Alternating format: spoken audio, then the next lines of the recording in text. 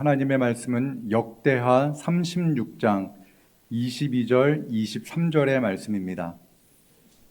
바사의 고레스 왕 원년에 여호와께서 예레미야의 입으로 하신 말씀을 이루시려고 여호와께서 바사의 고레스 왕의 마음을 감동시키심에 그가 온 나라에 공포도 하고 조서도 내려 이르되 바사 왕 고레스가 이같이 말하노니 하늘의 신 여호와께서 세상 만국을 내게 주셨고 나에게 명령하여 유다 예루살렘의 성전을 건축하라 하셨나니 너희 중에 그의 백성된 자는 다 올라갈지어다. 너희 하나님 여호와께서 함께 하시기를 원하노라 하였더라. 아멘. 이제 역대하의 말씀을 우리 함께 같이 나누려고 합니다. 오늘의 씨앗 성경 읽기를 위해서 성경을 읽는데 성경을 이렇게 통독을 해도 성경의 메시지를 잘 잡지 못한 채 읽는 경우가 많이 있습니다. 특별히 이제 신앙생활을 오래 했어도 성경을 내가 읽어서 성경을 이해하는 경우가 사실은 많지 않습니다. 목사가 하는 설교 말씀을 통해 듣거나 어린 시절에 들었던 그러한 성경 이야기로 이렇게 성경의 말씀을 이해하는 경우가 있는데 우리 진지동교회는 오늘의 씨앗 성경 읽기를 통해서 열심히 성경을 읽습니다. 그리고 성경을 읽을 때 우리가 꼭 기도해야 될 부분이 있습니다.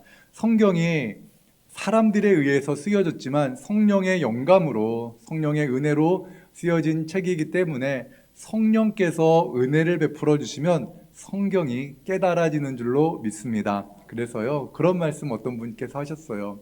신학교에서 박사 학위를 받은 그러한 교수님보다도 때로는 초등학교를 졸업하지 못한 분이라 할지라도 성령께서 그 눈을 열어주시면 그 은혜의 말씀을 더 깊이, 더 은혜롭게 깨달을 수 있다라는 것을 기억하시면서 이렇게 기도하시기 바랍니다. 하나님, 제가 성경을 읽습니다.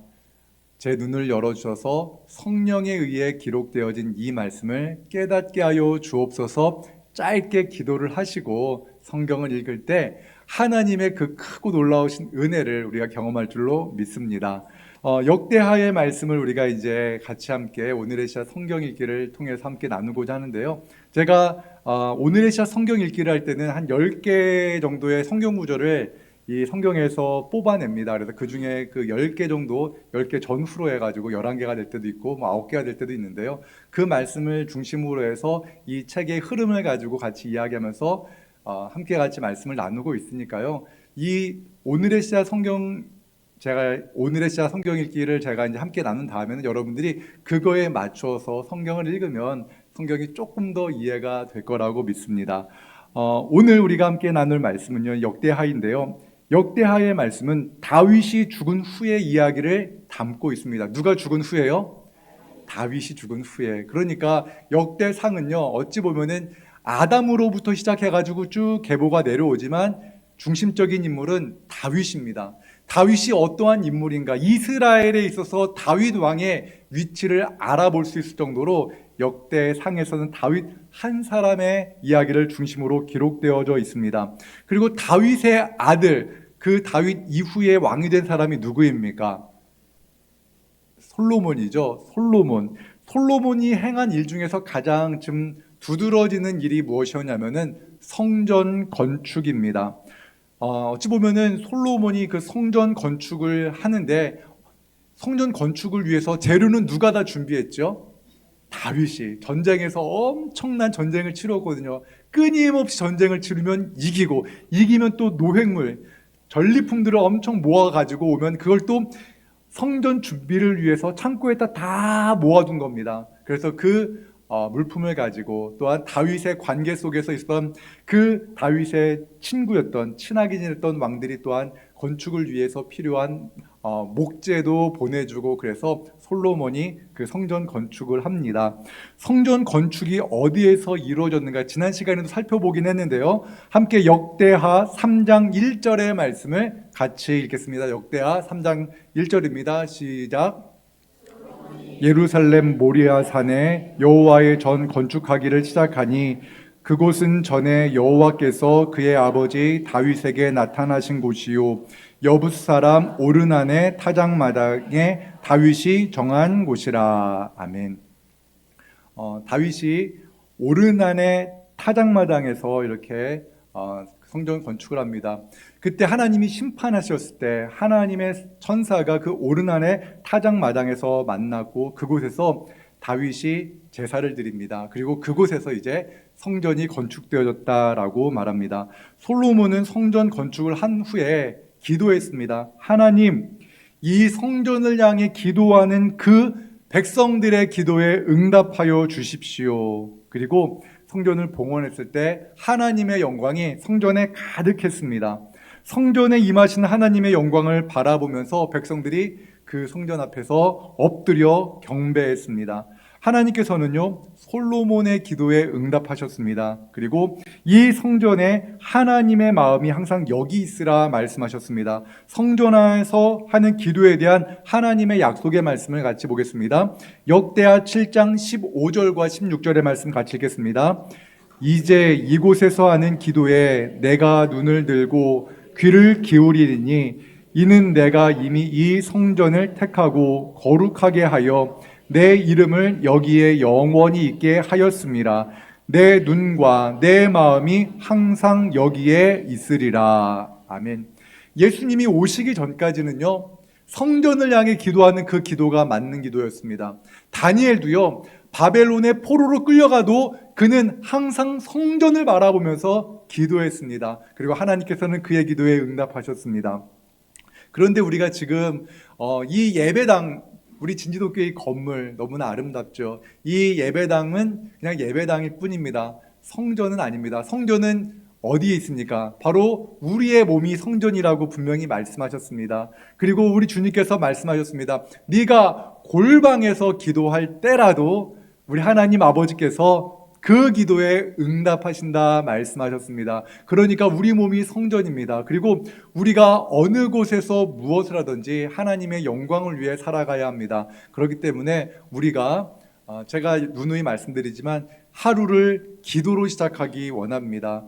하루를 꼭 기도로 시작하시고 우리 나라와 민족을 위해서 기도하시기 바랍니다. 성전을 향하여 기도하는 그 다니엘의 기도와 같이 우리가 우리 몸 안에, 이 몸된 우리 안에서 거하시는 하나님의 은혜를 우리가 기억하면서 우리가 날마다 나라와 민족을 위해서 또한 영혼 구원을 위해서 진지동 교회를 위해서 우리가 기도할 때 그 모든 기도에 하나님께서 응답하실 줄로 믿습니다.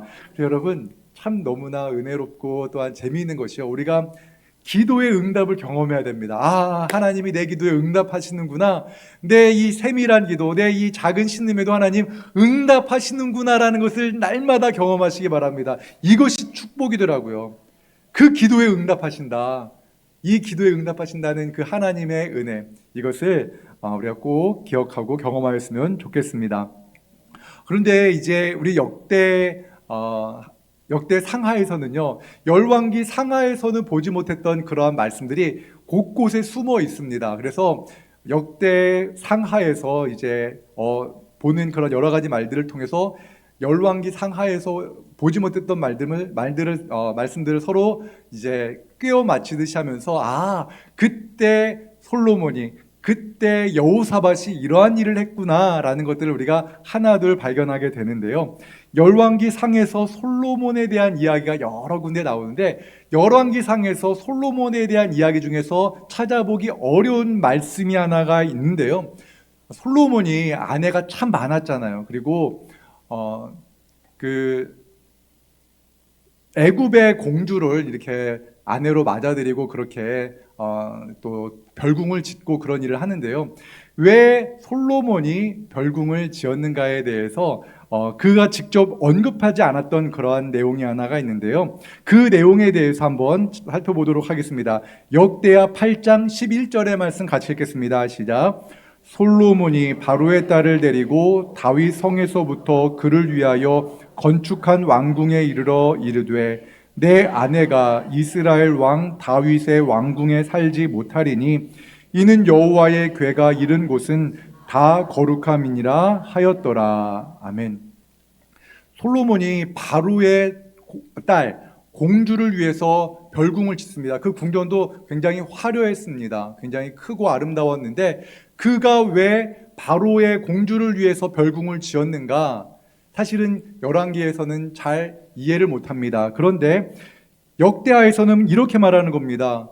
왜 솔로몬이 바로의 딸 공주를 위해서 다윗성의 그 아내를 데려와서 같이 살아도 되는데 그렇게 하지 않았던 이유가, 다윗성에는 무엇이 있었기 때문에, 하나님의 언약궤가 있었기 때문에 이방 여인이 다윗 성에서는 거주할 수 없다라고 이렇게 이야기를 했던 겁니다. 물론 성전을 짓기 전에 이미 솔로몬이 바로의 딸과 결혼을 했습니다. 그런데 그를 위해서 별궁을 지은 이유는 여호와의 언약궤를 향한 그 거룩한 마음, 그 마음 때문이었다라고 이야기를 합니다. 그래서 여기서 역대기에서 살펴볼 수 있는 것이 무엇인가? 그거예요.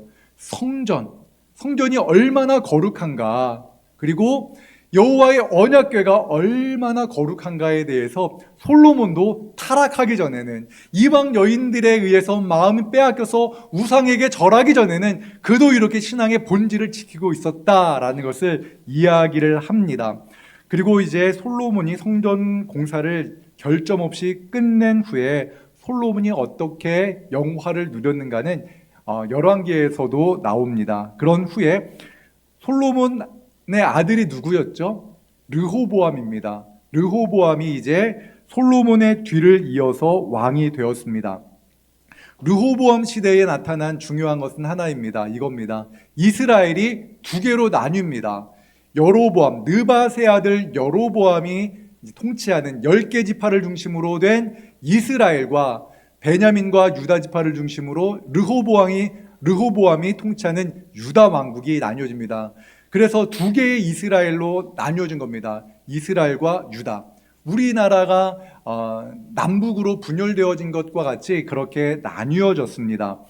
그래서 이제 10개 지파의 중심으로 된 이스라엘, 그리고 두 개 지파, 유다와 베냐민 지파 중심으로 된 이 유다 땅이 있었는데, 느밧의 아들 여로보암이 지은 죄 중에서 가장 중요한 죄가 무엇인가, 가장 악한 죄가 무엇인가, 바로 베델과 단에다가 금송아지를 만든 겁니다. 이것이 너희를 애굽에서 인도해 내신 여호와의 모습이다, 여호와의 형상이다라고 이렇게 금송아지를 만들고 사람들로 하여금 우상숭배를 했습니다. 왜 그 우상숭배를 하게 했는가? 왜냐하면 예루살렘에, 그러니까 유다 지파가 머물고 있는, 베냐민 지파와 유다 지파가 머물고 있는 그 중심에 무엇이 있기 때문에, 예루살렘 성전이 있기 때문에 사람들이 예루살렘으로 가서 예배드리다 보면 사람들이 르호보암에게 마음을 빼앗겨서 자신을 배반할까 두려웠기 때문에 그렇게 했던 것입니다. 그렇다면은 베델과 단에 금송아지를 만들었기 때문에, 금송아지 신상을 만들었기 때문에 그 이스라엘 백성들이 예루살렘을 향하여 가지 않았을까요?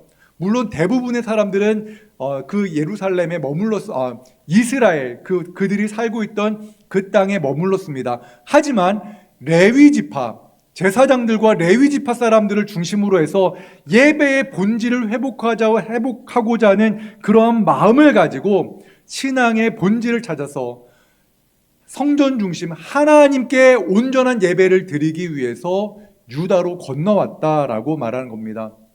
북한이 공산화되고 우상숭배가 이루어지고 교회에 대한 탄압이 시작되어졌을 때 수많은 그리스도인들이 남한으로 내려왔습니다. 그 평양에, 그 대붕에 있었던 그 평양 땅, 그리고 그곳에 얼마나 많은 그리스도인들이 있었습니까? 참 많은 그리스도인들이 순교했고 또 많은 그리스도인들이 남쪽으로 내려왔다는 것과 같이 종교 탄압을 피해서 당시에 이스라엘에 거주하던 많은 순수한 바른 신앙인들이 예루살렘, 또 유다로 건너왔다라는 것에 대해서 말씀을 합니다. 역대하 11장 15절과 16절의 말씀을 함께 같이 읽겠습니다. 여로보암이 여러 산당과 순념소 우상과 자기가 만든 송아지 우상을 위하여 친히 제사장들을 세움이라. 이스라엘 모든 지파 중에 마음을 굳게 하여 이스라엘의 하나님 여호와를 찾는 자들이 레위 사람들을 따라 예루살렘에 이르러 그들의 조상의 하나님 여호와께 제사하고자 한지라. 아멘. 이것이 중요합니다. 신앙의 본질을 찾고자 하는 그러한 은혜. 저는 우리 진지동 교회가 이 복음의 본질이 살아있는 교회가 되기를 원합니다. 예수 그리스도 외에는 구원이 없다라는 이 복음의 본질에 선 교회, 그래서 거듭남의 은혜가 날마다 풍성히 일어나는 그러한 교회가 될 때 우리의 자녀 세대들이, 또한 우리 자녀들이 다시 신앙을 회복하고 다시 교회로 돌아올 줄로 믿습니다. 르호보암 왕이 여호와를 구하는 마음이, 그런데 이렇게 레위 사람들, 제사장들은 신앙의 본질을 찾기 위해 성전을 향하여서 유다 땅으로 왔지만 르호보암 왕은 여호와를 향한 온전한 믿음을 갖지 못했습니다. 그래서 그의 부친 그리고 그의 할아버지가 쌓아두었던 그 모든 성전의 기물들과 또한 왕궁에 있던 왕궁의 창고에 쌓아두었던 모든 금은보화들이 일순간에 다 애굽 왕 시삭 왕에 의해서 다 빼앗겼다라고 말합니다. 여러분, 물질은요 그런 것 같아요. 아무리 쌓아두어도요 사라지면 일순간에 사라지더라고요. 맞지요? 아닌가요? 맞잖아요. 맞아요. 정말 건강도 그런 것 같고요. 명예도 그렇고요. 일순간에 50년 쌓아두었던 그러한 어떠한 인격, 명성 이런 것도요. 단 1시간 만에 무너질 수 있는 것이 우리 이 세상의 명예와 재물과 건강인 것 같습니다. 어제 제가 이제 정명선 집사님 병원에 잠깐 면회 갔다 왔습니다. 그런데 그냥 뭐 맛있는 거 먹자라고 이렇게 하다가 사고가 나셨대요. 그냥 이렇게 사고라는 것이 정말 순식간에 나는 것이 그런 것 같습니다. 우리의 인생에 어떠한 일이 벌어질지 모르지만 물론 건강합니다. 건강하세요. 근데 이제 충격이 있어가지고 치료를 받으셔야 되는 그런 상황이니까 너무 걱정은 하지 마십시오. 그런데 우리의 인생에 어떠한 일이 일어날지 모릅니다. 그렇기 때문에 우리가 진정 의지해야 될 것은, 의지해야 할 분은 하나님인 줄 믿습니다. 아무리 재산, 아무리 건강, 아무리 어떤 것, 명예나 이런 것들을 의지한다 하더라도 그 모든 것들은 하나님께서 거두어 가시면 일순간에 다 사라지는 그러한 헛된 아침이 있을 것 같다는 것을 우리가 늘 기억하기를 주님의 이름으로 축원합니다. 여로보암이 통치하던 시대예요. 유다 왕 아비야와 전쟁이 있었음을 간략히 이제 열왕기에서도 이야기는 하는데요. 역대하에서는 그 전쟁의 상황을 아주 구체적으로 이야기를 합니다. 어떠한 전쟁이었는가? 그 여로보암 왕과 또한 아비야 왕과의 전쟁입니다. 그러니까 느바세 아들 여로보암이 이스라엘 왕이었거든요. 그리고 10개 지파니까 인구수도 많고 군대도 훨씬 많습니다. 이에 비해 아비야 왕은 2개 지파밖에 되지 않았기 때문에 인원적으로나 여러 가지 열세에 있었습니다. 그 상황에 대해서 이렇게 이야기를 합니다. 역대하 13장 3절의 말씀을 함께 같이 읽겠습니다. 아비야는 싸움에 용감한 군사 40만 명을 택하여 싸움을 준비하였고 여로보암은 큰 용사 80만 명을 택하여 그와 대진한지라. 전력이 2배 차이입니다. 객관적으로 보면요, 40만 명과 80만 명이 싸우면 누가 이겨야지 마땅합니까? 80만 명이 이기는 것이 마땅합니다. 그런데 전쟁의 결과는요, 이스라엘 군대의 그 80만 명 중에서 50만 명이 죽었다고 합니다. 너무 끔찍하지 않나요? 이게 짧은 이야기를 하긴 하지만요, 그 1차 세계대전, 2차 세계대전 당시에 정말 끔찍한 전쟁들이 너무나 많이 있었습니다. 물론 우리나라에서도 남북전쟁이 있었죠. 한국전쟁이 있었는데 그 전쟁은 너무나 참혹합니다. 그 전쟁, 38선에서 왔다 갔다 하면서 얼마나 많은 사람이 죽었습니까? 1차 세계대전도요, 당시에는 참호에서 전쟁이 이루어졌다고 합니다. 그런데 몇백 미터밖에 땅을 빼앗거나 찾지 못했는데 그곳에서, 그 몇백 미터 사이에서 300만 명이 죽었다고 하더라고요. 너무 잔혹하게. 이것이 바로 인간의 죄입니다. 여러분, 우리가 우리 대한민국을 위해서 기도할 때 우리나라에서 절대로 전쟁이 일어나지 않게 없어서 기도하시기 바랍니다. 어제도 이렇게 문자 받으셨죠? 여러분 집에는 안 떨어졌죠? 그 풍선. 아유, 정말 우리나라도 불안한 나라, 세계에서 가장 불안한 나라 가운데 한 곳입니다. 그러나 우리가 하나님께 기도하고 하나님의 은혜를 구할 때 우리나라에 하나님이 주시는 평안이 있기를 주님의 이름으로 축원합니다. 전쟁의 결과는요, 80만 대 40만의 전쟁이었지만 하나님께서 유다의 손을 드셨고 하나님께서는 이스라엘 여로보암의 그 죄, 그러니까 이방신을 섬기고 금송아지를 만든 그 죄악을 심판하시기 위해서 하나님께서 그 심판을 통해서 50만 명이나 되는 그 무고한 생명이 죽게 되었다라는 것입니다. 그래서 여로보암 왕 한 사람의 죄인데 그 군사들 50만 명이, 가정이 있는 그 아버지들, 또한 부모가 있는 그 자녀들이 50만 명이 죽었다는 것이 너무나 끔찍하지 않습니까? 우리가 위정자들을 위해서 기도해야 됩니다. 하나님, 저 러시아 또한 우크라이나 대통령들을 위해서 우리 같이 기도하고, 또한 저 북한 땅을 위해서 기도하고, 이스라엘과 하마스의 그 전쟁도 하루속히 종식되도록 도와주십시오. 우리가 위정자들을 위해서 같이 세계와 열방을 우리가 계속해서 기도하시기 바랍니다. 역대하에서 주목하는 이제 왕들이 있습니다. 유다 왕을 중심으로 역대 상하가 기록되어졌는데, 첫 번째는 이제 다윗 왕에 대해서 아주 주목을 하죠. 그런 다음에 역대상에서, 그런 다음에 역대하에서는요 솔로몬에 대해서 주목을 합니다. 그리고 히스기야, 요시야 왕에 대해서 주목을 합니다. 이 세 왕에 대한 것은요, 솔로몬, 히스기야, 요시야 왕, 이 왕에 대해서는 열왕기에서도 주목을 합니다. 그들에 대해서 여러 가지 이야기들을 합니다. 그런데 여호사밧 왕에 대해서는요 열왕기 상에서 짧게 언급합니다.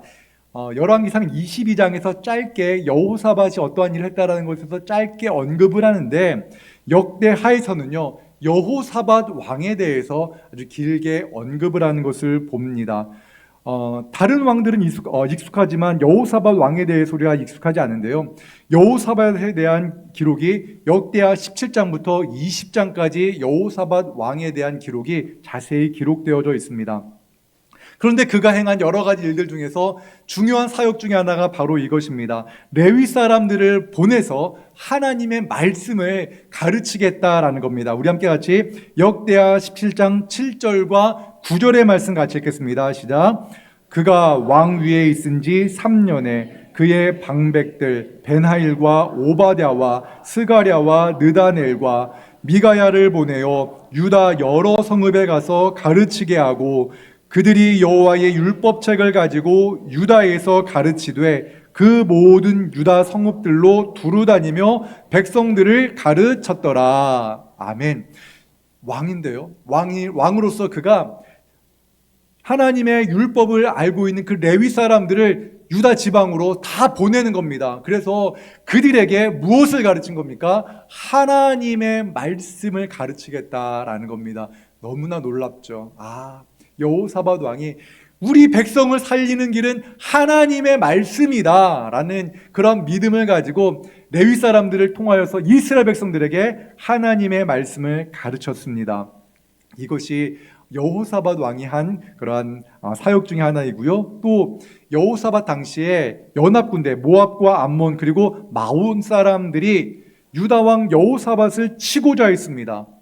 그런데 그 군대 규모가 유다 땅으로서는 감당하기 힘들 정도의 규모였습니다. 그래서 여호사밧은 백성들에게 금식을 공포합니다. 그리고 하나님께 기도합니다. 여호사밧의 기도는 단순합니다.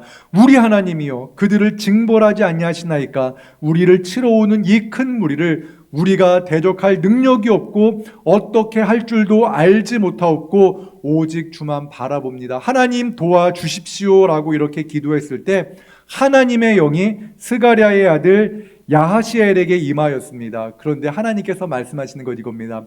두려워하지 말라. 두려워하지 말라 말씀하십니다. 우리는요, 두려움이 우리의 인생에 참 큰 문제입니다. 그렇죠? 여러분, 어떤 일 일어나면 두렵죠?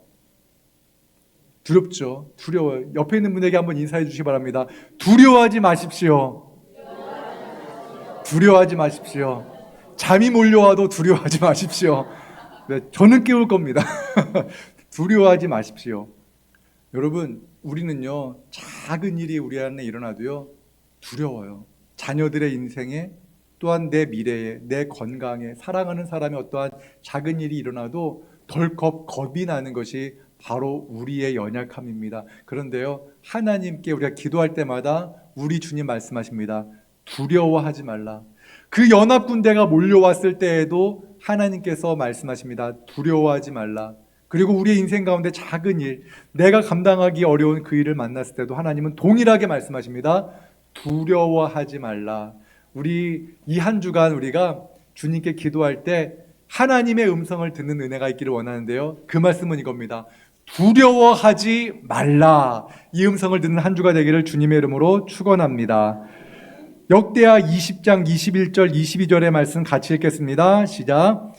백성과 더불어 의논하고 노래하는 자들을 택하여 거룩한 예복을 입히고 군대 앞에서 행진하며 여호와를 찬송하여 이르기를 여호와께 감사하세 그의 인자하심이 영원하도다 하게 하였더니 그 노래와 찬송이 시작될 때에 여호와께서 복병을 두어 유다를 치러 온 암몬 자손과 모압과 세일산 주민들을 치게 하심으로 그들이 패하였으니. 아멘. 찬양했더니, 무엇을 했더니? 찬양했더니. 우리가 찬양이요, 우리나라를 구원하는 능력이 있는 줄 믿습니다.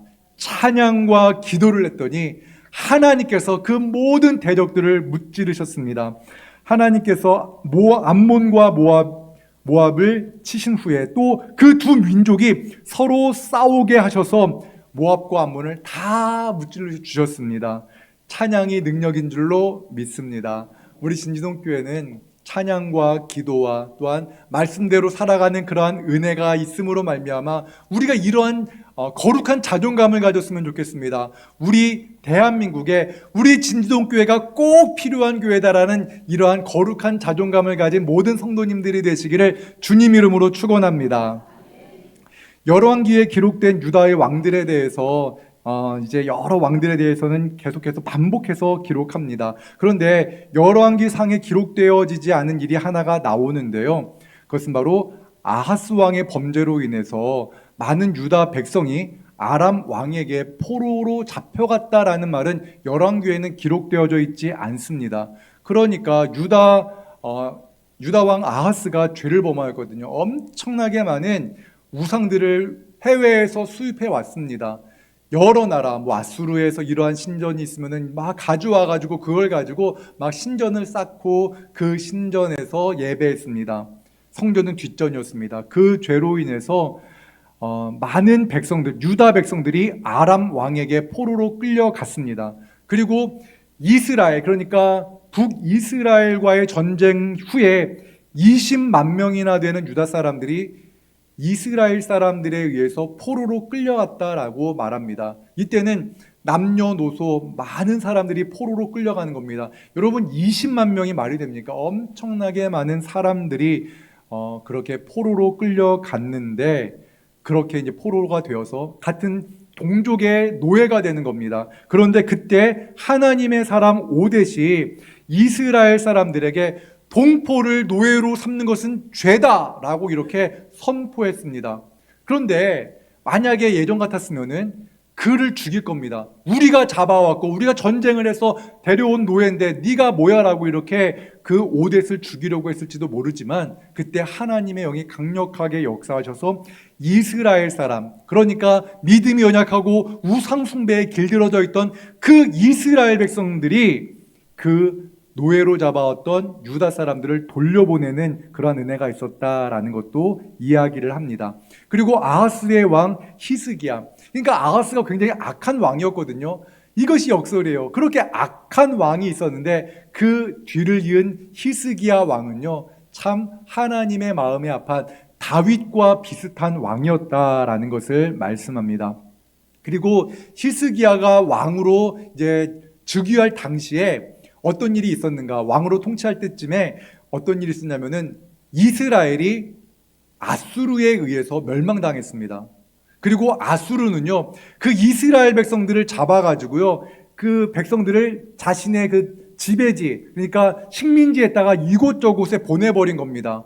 그러니까 예를 들면 이거예요. 우리나라에서 노예를 잡아가지고 중국으로 보내는 겁니다. 러시아로 보내는 겁니다. 그리고 러시아 사람들을 이 조선 땅이나 이런 대한민국으로 옮겨온 그러한 상황이 아수르에 의해서 일어났다라는 겁니다. 그래서 그러한 일들이 있었는데요. 히스기야가 왕으로 통치한 후에 어떠한 일이 있었는가? 히스기야는요, 이스라엘 전 영역을 통해서 하나님의 말씀을 전하기 시작했습니다. 유다 땅만이 아니라 이미 빼앗긴, 그래서 멸망당해버린 그 이스라엘 영토에도 사람들을 보내서 그들의 신앙 회복을 위해서 노력했다라는 것을 말씀을 하는데요. 역대하 30장 9절과 10절의 말씀에 이렇게 기록되어 있습니다. 함께 같이 읽겠습니다. 너희가 만일 여호와께 돌아오면 너희 형제들과 너희 자녀가 서로 사로잡은 자들에게서 자비를 입어 다시 이 땅으로 돌아오리라. 너희 하나님 여호와는 은혜로우시고 자비하신지라. 너희가 그에게로 돌아오면 그의 얼굴을 너희에게서 돌이키지 아니하시리라 하였더라. 보발꾼이 에브라임과 므낫세 지방 각 성읍으로 두루 다녀서 스불론까지 이르렀으나 사람들이 그들을 조롱하며 비웃었더라. 아멘. 에브라임과 므낫세 그리고 스불론까지 이르러서 히스기야가 사람을 보낸 겁니다. 전하라. 하나님의 그 놀라운 사랑, 우리가 돌아와서 하나님께 예배하면 자녀들이 노예로 끌려가가지고 저 멀리 아수르 그 식민지의 그 땅에 끌려갔을 때 얼마나 마음이 무너졌겠습니까? 그런데 비우는 겁니다. 하나님 살아계셔? 나 믿지 않아.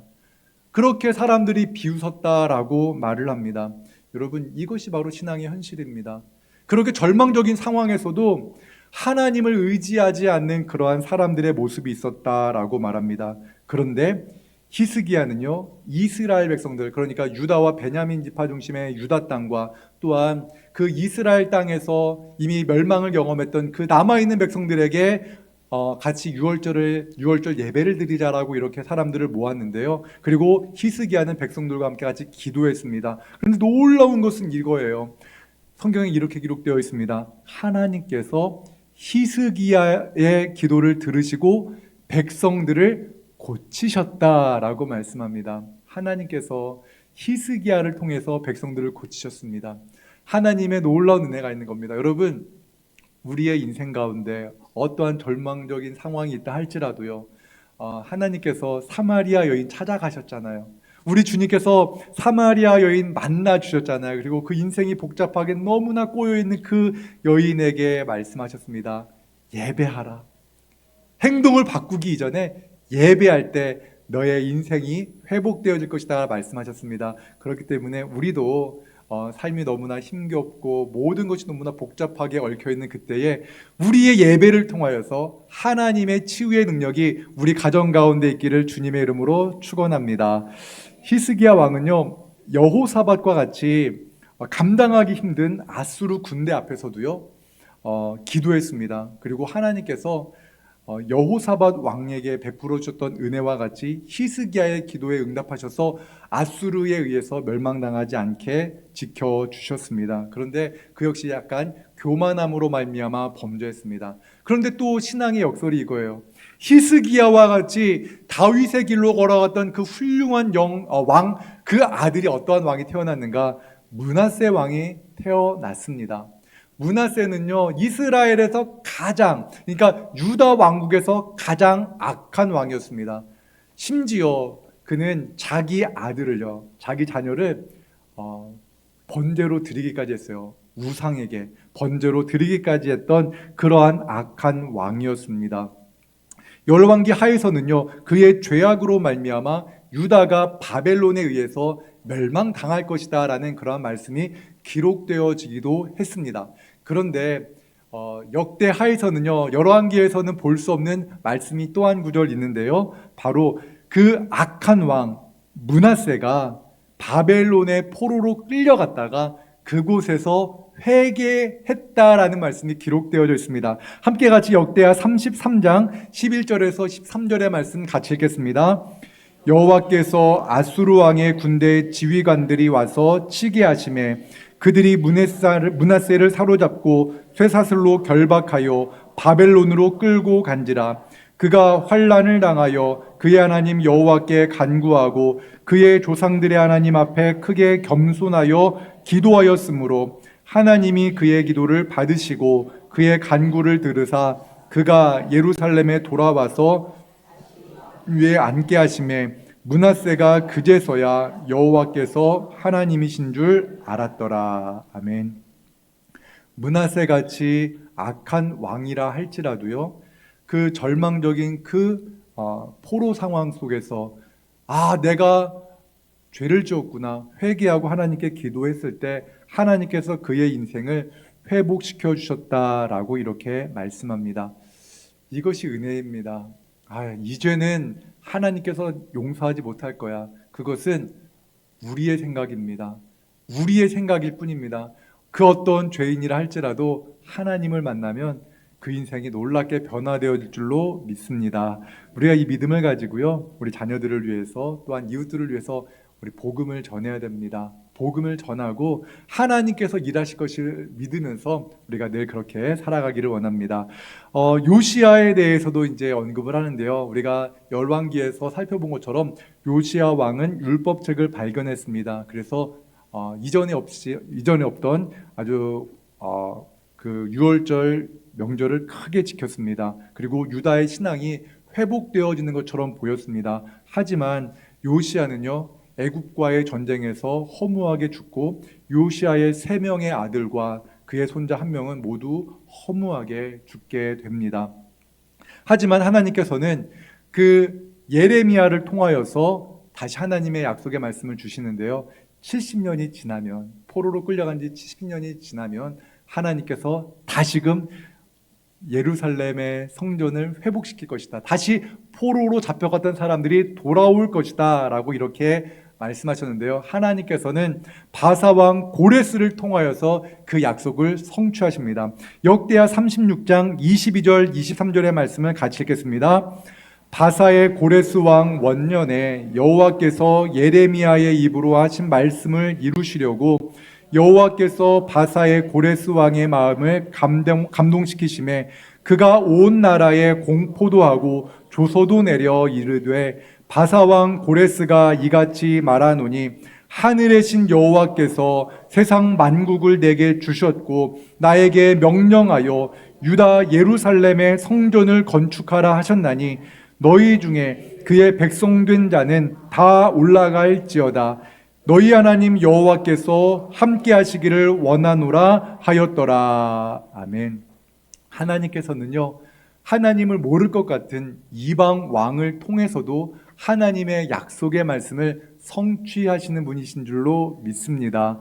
여러분, 직장 생활하는 그 직장 사장님이 계시다면은 그분을 위해서 기도하시기 바랍니다. 그가 예수님을 믿지 않는다 할지라도 그를 통해서 하나님께서 일하실 줄로 믿습니다. 대통령을 위해서 또한 수많은 나라 지도자들을 위해서 기도할 때 하나님께서 그들을 고레스와 같이 사용하셔서 하나님의 나라에 또한 놀라운 일들을 행하실 줄로 믿습니다. 특별히 그 아랍권 또한 힌두교권 여러 가지 그러한 종교 박해가 있는 그 땅을 위해서도 우리가 기도할 때에 그 지도자들을 통해서 선교사님들이 또한 생명을 유지하고 또 안전하게 복음을 전파할 수 있게 될 줄로 믿습니다. 우리가 끊임없이 기도하는 은혜가 있기를 원합니다. 그런데 중요한 건 이겁니다. 고레스가 이제 유다 예루살렘의 성전을 건축하라, 너희 중에 그의 백성된 자는 다 올라갈지어다라고 말을 했는데요, 다 올라간 것이 아닙니다. 이미 많은 사람들이요, 그 바사 왕국에서 자리를 잡고 그 문화 속에서 거주하던 사람들이 있었습니다. 이방 여인들과 결혼을 하고 그곳에서 정착한 사람들이 다시 그 성전이 회파되어지고 그렇게 불모지와 같은 그 땅으로 가려고 했을까요? 가려 하지 않았습니다. 그런데 역대상에서 말하는 것처럼요, 그 땅에 가장 먼저 간 사람, 예루살렘으로 돌아온 사람들이 누구였는가? 레위 사람들이었다라고 말합니다. 레위 사람들과 제사장들이 가장 먼저 그곳을 향하여 나아갔고 그곳에 정착해 살았다라고 말합니다. 예배에 대한 감격, 하나님의 성전에 대한 그 말씀을 기억한 사람들이 하나님의 말씀에 순종할 수가 있는 것입니다. 사랑하는 여러분, 예배가 우리의 삶의 회복의 시작인 줄로 믿습니다. 그래서 여러분, 주일 예배를 위해서 우리 같이 열심히 기도해 주시기 바랍니다. 청소년부 예배가 내년 초부터는 시작이 되어져야 됩니다. 반드시 시작되어져야 됩니다. 그런데 여러 가지 준비해야 될 것이 많습니다. 교사들도 뽑아야 돼요. 즉 교사가 새로 다 뽑아야 됩니다. 이 자리에 계신 분들 가운데 나는 나이가 많아서 교사 못해요. 아닙니다. 100살 넘으면 안 됩니다. 100살 넘으신 분은 제가 사양하겠습니다. 그러나 99살까지는 받겠습니다. 학생들을 진심으로 사랑하면 되는 겁니다. 우리가 그 아이들과 같이 뛰어놀고 농구하고 축구하고 이런 게 아니에요. 거듭남의 은혜를 경험한 분이면 됩니다.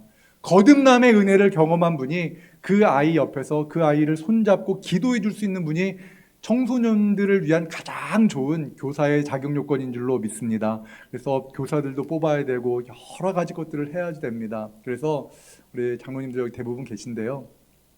이번 6월 당회 때 그거에 대한 계획안을 제가 말씀드릴 겁니다. 준비를 해야 돼요. 내년 정책당회 때 하기엔 너무나 늦습니다. 그래서 이제 6월 당회 이후부터는 청소년부 예배를 시작하기 위해서 마치 고레스 왕을 통해서 예루살렘 성전에 어떠한 기초가 쌓여지는 것처럼 우리도 이제 그 일을 준비를 해야 돼요. 하나의 교회입니다. 청소년부도 하나의 교회입니다. 그래서 우리 아동부를 통해서 하나님께서 은혜를 베풀어 주신 것처럼 청소년들의 그 예배가 회복되어지는 은혜를 위해서 여러분 열심히 같이 기도해 주시기 바랍니다. 우리는 답이 보이지 않지만 하나님께서는 이미 놀라운 계획을 갖고 계신 줄로 믿습니다. 이러한 은혜가 우리 진지동교회 안에서 이제 올 한 해 이제 하반기부터 그런 은혜가 시작되어지기를 주님 이름으로 축원합니다. 사랑과 은혜 하나님, 오늘 역대하의 말씀을 나누었습니다.